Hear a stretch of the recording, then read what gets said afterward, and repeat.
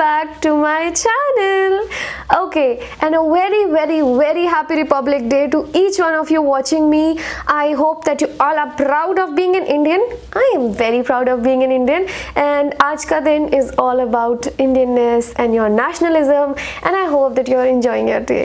Well, आज के दिन मेरी वीडियो तो आनी बनती थी because I really wanted to interact with you all. One of the main reason to make this video was कि हर साल जब रिपब्लिक डे आता है और जब मैं स्कूल में थी तो every year I used to give a speech. Not every year but कहीं बहुत ऐसा होता था कि हर साल दिया है कुछ साल तक और उसके बाद छोड़ दिया, या कुछ कॉन्जिक्यूटिव ईयर्स दिया है. मतलब आई वॉज द गर्ल जो हमेशा कुछ ना कुछ रिपब्लिक डे पे या तो डांस करती थी या स्पीच देती थी. एंड अब मैं यहाँ डांस तो नहीं सिखा सकती but there are few cool tips, and I also know that republic day पे कहीं ना कहीं किसी ना किसी को स्पीच देनी पड़ती है. So I have a very cool idea that in this video I will be telling you some cool tips related to speech writing और स्पीच बोलने में भी, जो आपको बहुत ज़्यादा हेल्प करने वाली है. Maybe if you are seeing this video और आपको अभी स्पीच देनी है, you are perfect. I mean, you will be prepared perfectly. So without any further problems, and yes, I have some cool and amazing 16 ऐसी tips जो एक एक tip बहुत ज़्यादा important है. So without any further explanations, let's get into the video की explanations. So tip number 1, you should always write having only one idea. मतलब आपका सिर्फ एक ही आइडिया होना चाहिए उस स्पीच के पीछे. Now what I'm trying to say is कि अगर आप रिपब्लिक डे के बारे में लिख रहे हैं तो आपके दिमाग में कोई ना कोई एक आइडिया तो होगा, जैसे कि या तो आप उसको मोटिवेशन के लिए लिख रहे हैं, या फिर आप किसी को कोई पास्ट इन्फॉर्मेशन देना चाहते हैं, या कुछ एंटरटेनमेंट के बेसिस पे. करेक्ट? तो मेजरली मोटिवेशन या फिर कोई इन्फॉर्मेशन ही हो सकती है, तो वो एक ही आइडिया होगा. अगर आप बहुत सारे आइडियाज़ को मिक्स कर दोगे तो it will just confuse your listeners, it will confuse your audience, और उनको वो इम्पैक्ट नहीं मिलेगा जो आपकी स्पीच में इम्पैक्ट हो सकता था. Even when you are going for a debate, तो आपने देखा होगा कि डिबेट कॉम्पिटिशन्स में either you are against the topic या फिर आप उस टॉपिक के फॉर में बोलते हैं. तो there is only one idea and you should always stick to one idea. आपको बहुत सारे आइडियाज अपने दिमाग में नहीं लाने हैं कि मैं ये भी बोलूंगी, मैं वो भी बोलूंगा. No, you should always stick to one idea and उसी को पूरी स्क्रिप्ट स्पीच में कंटिन्यू करना है. Okay, now coming to tip number 2, you should write as if you are talking. काफ़ी लोग बहुत ज़्यादा कंफ्यूज हो जाते हैं और बहुत ज़्यादा टेंस्ड हो जाते हैं when they are writing their script for the speech and they feel कि हमें grammatically correct होना है, हमें यहाँ पे ये tense यूज़ करना है. No, forget about everything. सब अपनी ग्रामर भूल जाओ, सब कुछ भूल जाओ. You should only write like you are talking. मतलब आप किसी से बात कर रहे हैं. So whenever you are preparing a script for the speech, I would say instead of noting it down, just use a recorder. एक रिकॉर्डर लो और सब रिकॉर्ड कर लो, और उसके बाद जो आपने उसमें रिकॉर्ड किया है उसको फेयर आउट कर लो फॉर योर बेटर अंडरस्टैंडिंग कि आप उसको कैसे बोल रहे हो और वो कैसा बोला जाएगा and what impact it will create. So you should write and you should create a script like you are talking and not exactly कि आप उसको लिख रहे हो. The writing part should also look like you are talking. Okay, तभी audience interested होगी सुनने में. नाउ अटैचिंग टू दिस, यही हम इसको टिप नंबर 3 में भी यही कन्वर्ट करेंगे कि do not worry about your grammar. अपने ग्रामर के बारे में नहीं सोचना है. You should not worry about your grammatical errors कि क्या आपकी राइटिंग में ग्रामर होगी, कहाँ पॉजेज आने चाहिए, क्या आना चाहिए. That will completely depend upon how you are writing, how you are speaking basically. So you should not worry about your grammar and you should worry more about how you will modulate each sentence. आपकी voice कैसे modulate होगी, rather than कि मुझे कहाँ full stop डालना है, कहाँ semicolon डालना है. You should not worry about that.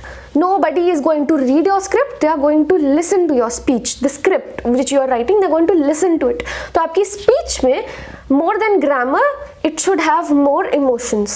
Correct?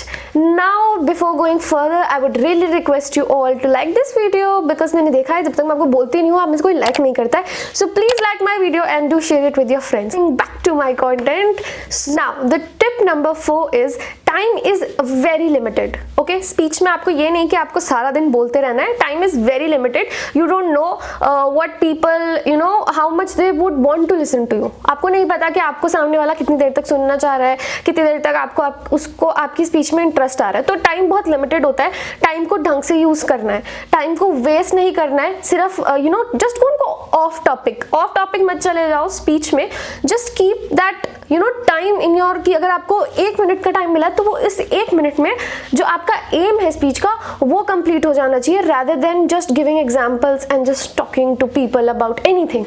So keep your time in your mind and prepare your speech according to it. Now tip number 5 is that don't use words which will you know kind of लोगों को समझ ही नहीं आएंगे. Like don't try to show your vocabulary skills in your speech. अगर लोगों को समझ नहीं आएगा, there is no point of writing that speech, there is no point of you know giving that speech. तो always use words which are easy and easily communicable. I mean अगर मैं यहाँ पर बैठकर बिल्कुल ही scientific या बिल्कुल ही you know hi-fi terms use करना शुरू कर दूँ और आप लोगों को समझ ना आए, then there is no point of me creating that content. So always create speech which are easy. और अगर आप रिपब्लिक डे में हिंदी में स्पीच दे रहे हैं तो प्लीज हिंदी में भी ऐसे ही वर्ड्स यूज कीजिए जो लोगों को समझ आए. इतनी भी यू नो प्रॉपर हिंदी, बिल्कुल शुद्ध हिंदी में मत यूज कीजिए. कुछ ऐसे वर्ड्स जो समझ ही ना आए, because once you break off from your speech you are break off. I mean कट जाता है वो सारा interaction and connection with the speaker and the audience, and this all things just go away. कोई फायदा नहीं है फिर उन चीज़ों का. Okay, so coming to tip number 6, always use contractions. Now what do I mean by contractions is that do not use I am going to do this. No, you do not need to emphasize so much on this am, we are. No, you can even say I'm interested in doing this, we are. So you know you're going to use contractions, not I am, we are, you will be, I mean you are. So I am, your, and we are. Okay, so be very you know particular with your speaking. एक एक चीज को इतना elaborate नहीं करना है. This is speaking and nobody is going to judge you कि अगर आप गलत तरीके से उस word को, I mean I am and I am is same but it's just a way of speaking. and बोलते समय ये ऐसे बोला जाता है, सिर्फ लिखते समय होता है. and keep in mind this is very important, speech is going to be verbal. वो बोली जाएगी, देखेगा नहीं कोई आपकी स्क्रिप्ट, मतलब स्पीच की script. so be very cool with it. I mean go it in a very good and काम मैनर. ना कि इंग्लिश पे ध्यान नहीं देना है, वो सुनाई कैसे दे रहा है इस चीज पे ज्यादा ध्यान देना है. Okay, now tip number 7 is that you should use short sentences. बहुत बड़े बड़े सेंटेंस बोलते रहोगे and your audience will sleep. मजा नहीं आएगा ऑडियंस को, ऑडियंस सो जाएगी, कोई फायदा नहीं रहा उस स्पीच का. So use short sentences, छोटे छोटे sentences यूज करो, crisp, short and you know sentences which have meaning, जो ऑडियंस को इंटरेस्ट, जिसका ऑडियंस का इंटरेस्ट उसमें आना चाहिए. Now coming to tip number 8, 8. So use more realistic examples. I mean ऐसे एग्जाम्पल्स मत यूज करो जैसे कि अगर आप रिपब्लिक डे की ही बात कर रहे हैं तो ऐसे एग्जाम्पल्स मत यूज करो जो एक्चुअली में एग्जिस्ट नहीं करते, जो एक्चुअली में प्रैक्टिकली पॉसिबल ही नहीं है. So use you know realistic examples जो सुन के लोगों को रिलेट कर पाए. और अगर जहां लोग रिलेट कर पाएंगे चीज़ों को, they will automatically love your content. So they should relate to your content, ना कि कोई ऐसे ही हवा दुनिया में वो पहुंच जाए जहाँ पे उनको भी नहीं पता कि वो सुन रहे थे या कुछ सोच रहे थे. So don't just play with your audience, make them feel good with your speech. Yes, so use short sentences and also use realistic examples. Now coming to tip number 9, get your facts together. Very important.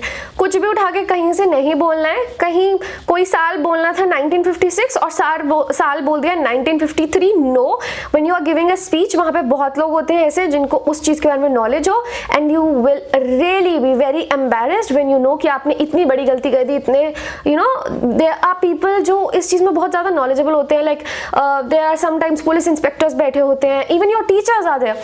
तो don't just create you know a joke out of yourself वहां पर. तो please research पहले कर लो और उसके बाद अपने फैक्ट्स को इकट्ठा करो, उसके बाद उनको कंबाइन करके बोलो. रिसर्च पहले करनी है. Now coming to tip number 10, have a structure. Structure होना चाहिए, मतलब कि जैसे आपको पता होना चाहिए कि अब मैं स्टार्ट कर रही हूँ, अब मेरी बॉडी आएगी, आई मीन बॉडी कंटेंट की बॉडी आएगी और उसके बाद आपकी एंडिंग आएगी. So you need to start with a proper starting lines and an opener, and उसके बाद आपको सारा मेन जो आपकी खिचड़ी पकाने वाले हैं ना, don't do that, but this is a slang. So basically अभी भी मैं स्पीच दे रही हूँ, so just to make it interesting, so you can analyze. अगर मैं बिल्कुल ही फॉर्मली बोलना शुरू कर दूंगी तो शायद आप में से कई लोग इस चीज़ को ना रिलेट करें, and you won't like the way I am telling things, right? So well, comment down below and tell me कि मेरा बोलने का तरीका आप लोगों को और समझाने का तरीका आप लोगों को कैसा लगता है. So coming back to my content, okay, so I got this review that my videos are long, so I want to make it as quick as possible with my 16 tips and also make it fully informative. Okay, don't do this in your script. कहीं और नहीं जाना है, speech में कहीं और नहीं जाना है. Coming back to my 10th point, which is always have a structure. आपकी स्टार्टिंग आपको पता होनी चाहिए, like where are you starting from. आपको आपकी एंडिंग पता होनी चाहिए कि आप एंड कहाँ करने वाले हैं, एंड बॉडी भी आपको स्ट्रक्चर करनी है कि आप क्या क्या बोलने वाले हैं. First line of the body is very important and last line of the body is equally important. अगर वो दोनों इंटरमिक्स हो गई, so everything has a structure, right. अगर आपने सोच रखा है कि पहले आप उस चीज़ के बारे में बताएंगे, just imagine if you are going to tell them first, आप ऑब्वियसली कंक्लूजन तो लास्ट में ही बताओगे ना. अगर आप कंक्लूडिंग लाइन पहले बोल दोगे और एम को बीच में बोलोगे, so that just confuses again all the confusion जो आपके ऑडियंस के दिमाग में आएगी. It will break your interaction with the audience. So have a structure. Okay, now coming to tip number 11, the audience expects the speaker कि वो उनको एक वे दिखाए एंड एट द एंड उस वे का रिजल्ट क्या होने वाला है वो बताएं. यानी कि एक रास्ता दिखाए और वो रास्ते से वो कहाँ पहुँचने वाले हैं ये दिखाए. लाइक अभी मैंने आपको रास्ता बता रही हूँ और आप कहाँ पहुँचेंगे, अच्छी स्पीच बोलने में, अच्छी स्पीच लिखने के एक you will reach that point where you can write good speech and you can even speak well in your speech while giving a speech, right. और मैं ये आपको रास्ता दिखा रही हूँ. अगर मैं बीच में से कोई भी स्टेप मिस कर दूंगी, अगर मैं ये नहीं बताऊंगी कि ये सब करने से क्या फायदा है, तो why am I even, मैं आपको कोई रास्ता ही क्यों दिखा रही हूँ. और अगर मैं वो बताऊंगी ही नहीं, सिर्फ ये बता दूंगी कि आप अच्छा बोलना चाहिए आपको, लेकिन ये नहीं बताऊंगी कि कैसे, तो that doesn't make any sense. So this is very important कि जब भी आप स्पीच प्रिपेयर कर रहे हैं, have this mindset कि मुझे ऑडियंस को एक रास्ता दिखाना है. How will they reach there? And at the end मुझे ये भी बताना है कि वो वहाँ पहुँच के उनको क्या मिलेगा. Like why are they even going there? And with this mindset, trust me, you will create 90% of your speech. So have this mindset while writing the speech. Coming to the 12th, okay, now stop, I am just going to say it like this. Coming to point number 12, very very important, don't waste your opening. आपकी opening ही एक ऐसी चीज होती है that will grab the attention, क्योंकि सबसे ज़्यादा active आपकी ऑडियंस आपकी ओपनिंग के टाइम ही होगी जब आप स्टार्ट करेंगे अपनी स्पीच. और अगर उसी कुछ मिनट्स में आपने अपनी ऑडियंस के साथ कनेक्शन नहीं बनाया ना, तो योर स्पीच, आप कितनी भी अच्छी आपकी बॉडी हो, कितनी भी अच्छी आपकी कंटेंट की बॉडी हो एंड कितनी भी अच्छी आपकी एंडिंग हो, आपकी audience will not listen to you. उनको इंटरेस्ट नहीं होगा क्योंकि उन्होंने ओपनिंग में ही इंटरेस्ट खो दिया. Don't waste your opening. Consider opening to be the most important part of your speech, because वही एक ऐसी चीज़ है जो आपकी ऑडियंस की अटेंशन लेगी. सो ओपनिंग में सबसे ज़्यादा ध्यान देना है.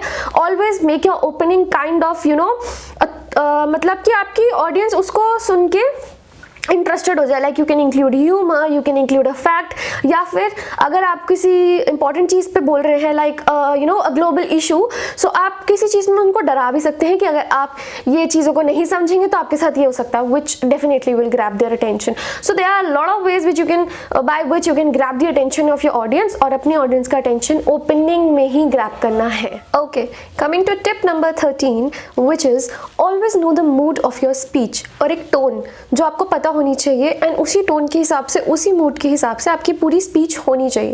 लाइक यू शुड नो कि वो मोटिवेशनल है, तो टोन कैसी होनी चाहिए. It should be inspiring, it should be motivating, और वो काफ़ी loud, and it should have a josh and energy in your voice, right. और अगर वो बहुत ही एंटरटेनिंग है तो your voice tone can matter, it can be a kind of humorous, it can be sad, अगर उसमें कोई जैसी तरीके का उसके अंदर इमोशन है वैसी वो स्पीच होनी चाहिए। Coming to tip number 14, personalise yourself in speech. मतलब क्या है इसका, जब भी आप स्पीच दे रहे हैं तो अपनी स्पीच में अपने एग्जाम्पल्स इंक्लूड करें, मतलब कि अपनी स्पीच को पर्सनलाइज करें ताकि लोग उससे रिलेट कर पाए, लोगों को पसंद आए कि you are giving some realistic examples, आप अपना पर्सनलाइजेशन उसमें डाल रहे हो और लोगों को पसंद आता है। जैसे कि मैंने स्टार्टिंग में बोला कि मैं रिपब्लिक डे की स्पीचेस देती थी एंड मैं स्पीच बोलती थी, मैंने काफ़ी डिफरेंट जगह स्पीच बोली है, तो आप लोग को वो चीज़ इंटरेस्टिंग लगी कि मैंने वो चीज़ पहले ट्राई करी हुई है, तभी शायद मैं वो चीज़ों के बारे में बता रही हूँ। So always personalise your script. Okay, coming to tip number 15 which is repeat yourself. आपको पता होना चाहिए आपने क्या बोला है, so you should remember it also and repeat yourself, because हो सकता है अगर आपकी स्पीच लंबी है तो ऑडियंस भूल गई है कि आपने क्या बोला था और कहाँ से स्टार्ट किया था। सो रिपीट योर सेल्फ की ऑडियंस को पता होना चाहिए कि आपने कहाँ से स्टार्ट किया था, and if they have forgotten तो फिर उनको वो चीज़ रिकैप्चुलेट हो जाए and they can take the full out of your speech, they can take the full essence of your speech. Okay, so last and the final tip is tip number 16, जहाँ पे I'll tell you that use transitions and also end well. Transitions मतलब कि